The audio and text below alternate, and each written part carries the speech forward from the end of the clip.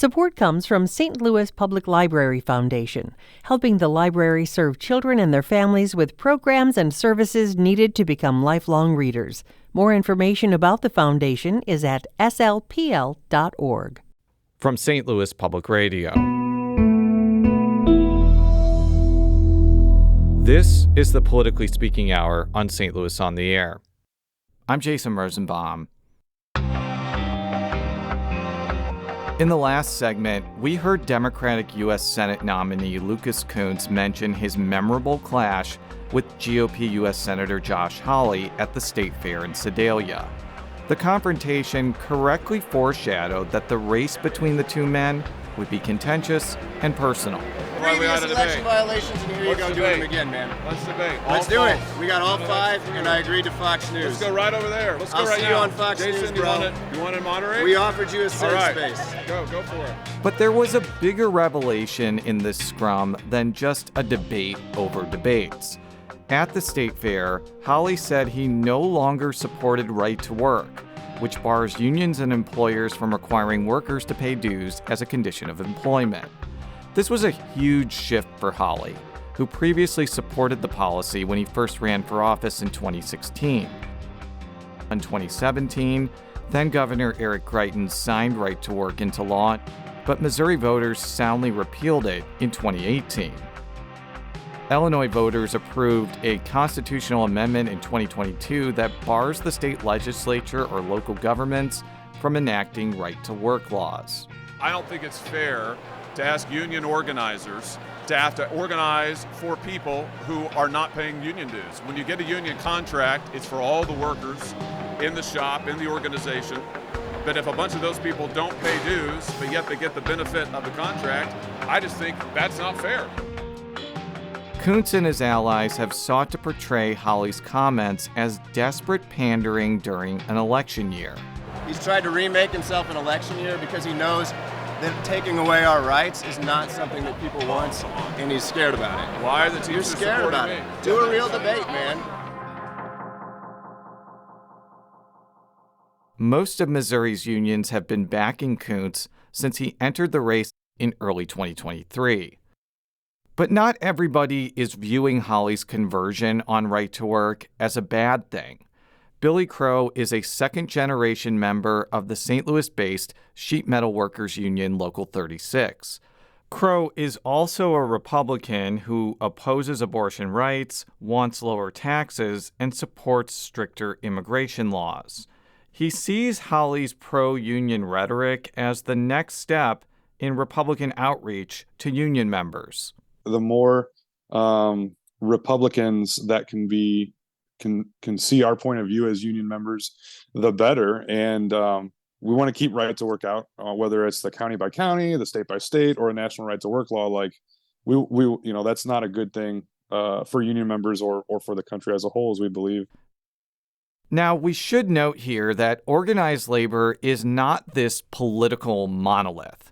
For full disclosure, I belong to two service labor unions, Service Employees International Union and the Communications Workers of America. Both SEIU and CWA are backing Kunce in the fall. And when it comes to trade unions, many members are still very loyal to Democrats. In fact, Bernie Ryan, an electrician with the St. Louis-based International Brotherhood of Electrical Workers, says fans of GOP presidential nominee Donald Trump sometimes encounter hostility at work sites. We see Trump people every day on the job. It's funny, though, because I was on a construction trailer one time where another electrician dared to defend Trump, and he got such an ass chewing that he was complaining to the general foreman that we were picking on him. And it was really kind of funny because they're supposed to be so brave and bold. And, it was like he's going to crying to mom over it. A Trump voter in the electricians would know just to keep his mouth shut and save it for at home. There are some tangible signs that members of trade unions are more amenable to Republicans, especially in Missouri. For instance, Democrats used to control almost all of the local and state-based offices in Jefferson County, which is home to scores of current and retired labor union members. Now they dominate politics there, as well as union strongholds like St. Genevieve and St. Francis counties, as well as some parts of South St. Louis County. Crow, the sheet metal workers union member from Arnold, just won a Republican primary for Jefferson County Council. Because he won that primary, he's strongly favored to win in November, which would not have been the case just a decade ago. I mean, there's a lot more Republican union members than people realize, especially than our leadership realizes. I think some good things can happen out of that if everybody, especially if the Republican Party realizes that we're here and we want to support them. But there's just a couple key issues, particularly right to work, that they got to come around to us on. Some trade union members may be shifting toward Republicans because they agree with the GOP on things like opposition to abortion rights and opposition to gun control. They may also back the Republican Party on restricting immigration or lowering taxes. And since Missouri is expected to remain a Republican-leaning state for the foreseeable future, unions are adapting. Jake West of the St. Louis-based sheet metal workers says his union is willing to back Republicans who are with them on labor issues. We have a saying around here is we support those who support us. So whether you're Democrat or Republican, if you support working class people and labor initiatives, those are the people that we're going to go out and support and make sure that we can try and do whatever we can to rally the membership around them. In some respects, what's happening in Missouri aligns with national trends. Washington University sociology professor Jake Rosenfeld says Trump in particular helps shift blue-collar workers without college degrees toward the GOP, which could be why prominent Republicans like Hawley are using explicitly pro-union messages to get support this year. In terms of why you see GOP office holders softening its traditional anti-union stance, I think there are two major reasons. You have the changing class composition of our major political parties, including here in Missouri. As the GOP is grabbing more and more votes from non-college working class voters, some members, like Hawley, are adopting stances more in line with those voters' economic interests. At the same time, this has been a kind of a now stubborn trend of the last couple of years. Unions poll quite well. You see union approval standing at right around 2/3 of Americans out there. They poll much better than any candidate for major office. So getting on the right side of them is smart politics. But Republican inroads to organized labor may have a ceiling. For instance, the Missouri AFL-CIO endorsed Lieutenant Governor Mike Kehoe during the GOP primary. But that group is supporting Democrat Crystal Quaid in the general election because Kehoe wouldn't commit to vetoing right to work if he becomes governor. Right to work often provokes visceral disdain from union members like Wendy Ryder Fortell, a member of the St. Louis County-based Plumbers and Pipe Fitters Union, Local 562. She says right to work not only allows people to get the benefits of union representation without paying dues, but it could also lead to worse pay in the long run. I'm getting more closer to retirement age, but I have a son who has just started out. He's a journeyman pipe fitter.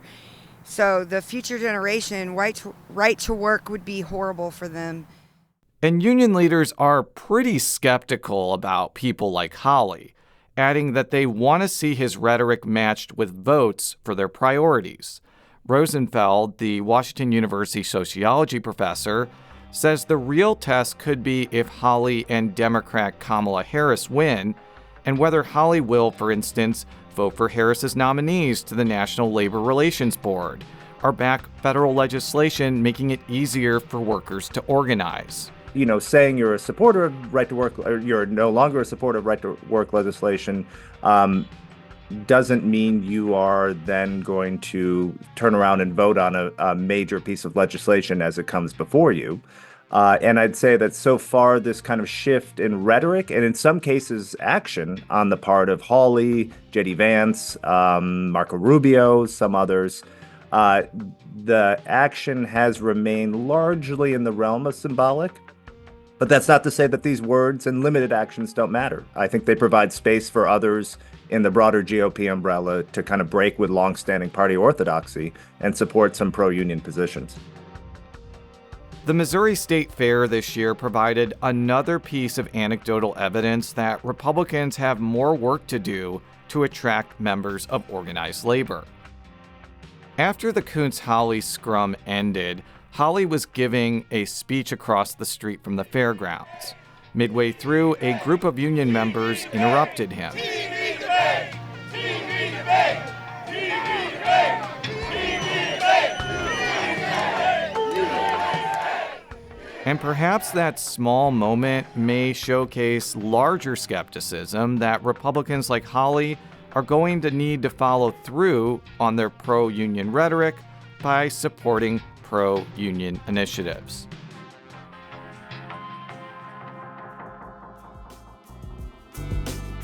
Today's episode was produced by Jason Rosenbaum. Our audio engineer is Aaron Dorr. This podcast was mixed and edited by Aaron. Our executive producer is Alex Hoyer. St. Louis on the Air is a production of St. Louis Public Radio. Understanding starts here. Do you find yourself regularly listening to episodes of St. Louis on the Air? Suggest us to a friend you think might enjoy our conversations. And leave us a review and rating on Apple Podcasts on the App Store. It's the simplest way to help people discover our show. Thanks. St. Louis Public Radio is a member-supported service of the University of Missouri St. Louis.